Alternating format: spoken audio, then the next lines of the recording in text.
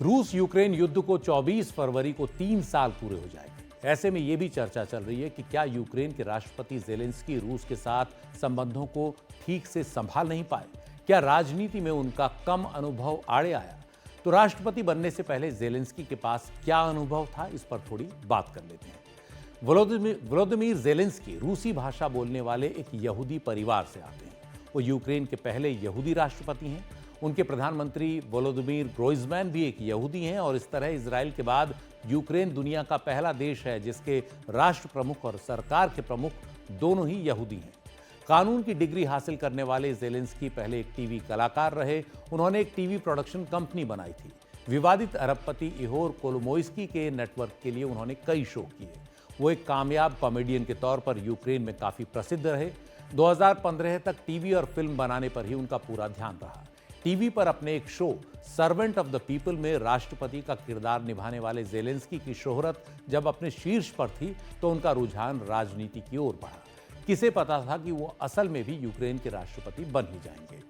2018 में ज़ेलेंस्की ने जब यूक्रेन के राष्ट्रपति पद के लिए अपनी उम्मीदवारी का ऐलान किया तो बहुत ही कम लोगों को एहसास रहा होगा कि वो तत्कालीन राष्ट्रपति पेट्रो पोरोशेंको या पूर्व प्रधानमंत्री यूलिया टाइमोशेंको को हरा देंगे।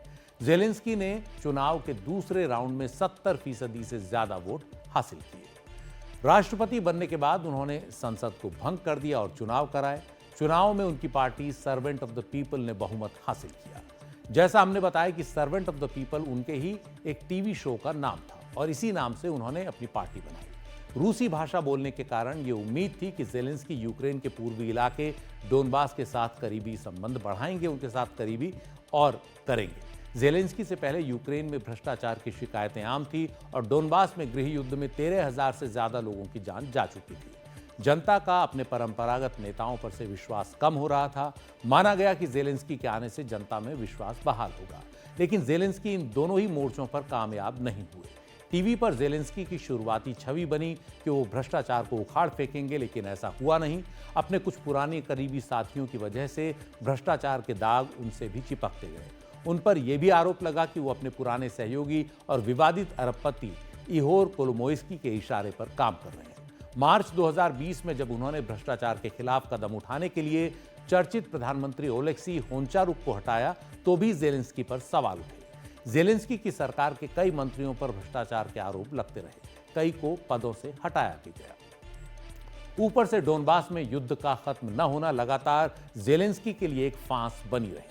2019 के राष्ट्रपति चुनाव के दौरान एक सर्वे में 70% लोगों ने कहा था कि डोनबास युद्ध बंद होना उनकी पहली प्राथमिकता है, लेकिन ऐसा नहीं हुआ। डोनबास अस्थिरता के दौर से गुजरता रहा।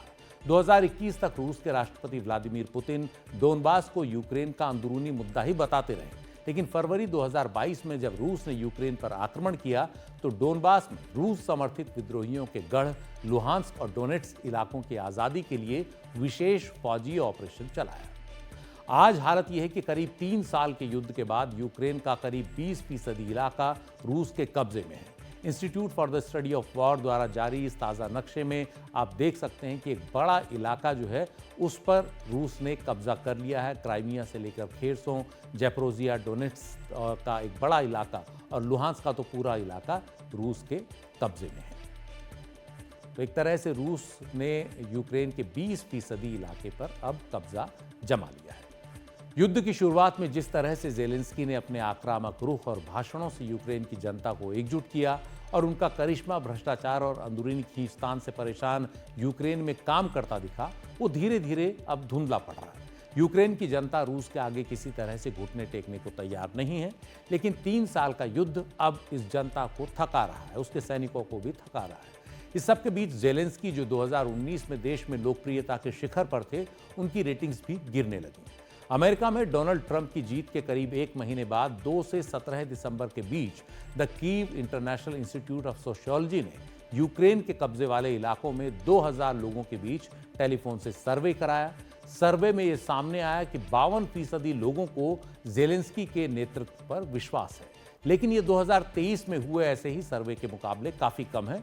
तब 77% लोगों ने ज़ेलेंस्की के नेतृत्व पर विश्वास जताया था। यूक्रेन के पश्चिमी और मध्य इलाकों में ज़ेलेंस्की के प्रति विश्वास ज़्यादा है, जो युद्ध से दूर हैं। जबकि पूर्वी और दक्षिणी इलाके जो रूस के हमलों को सबसे ज्यादा झेल रहे हैं, वहां जेलेंस्की के प्रति जो विश्वास है, यकीन है, वो 50% से नीचे चला गया है।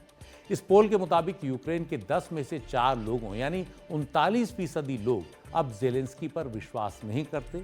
यह आंकड़ा दिसंबर 2023 के 22% से करीब 2 गुना है। इन हालात में जेलेंस्की लगातार रूस के प्रति आक्रामक रुख अपनाए हुए हैं।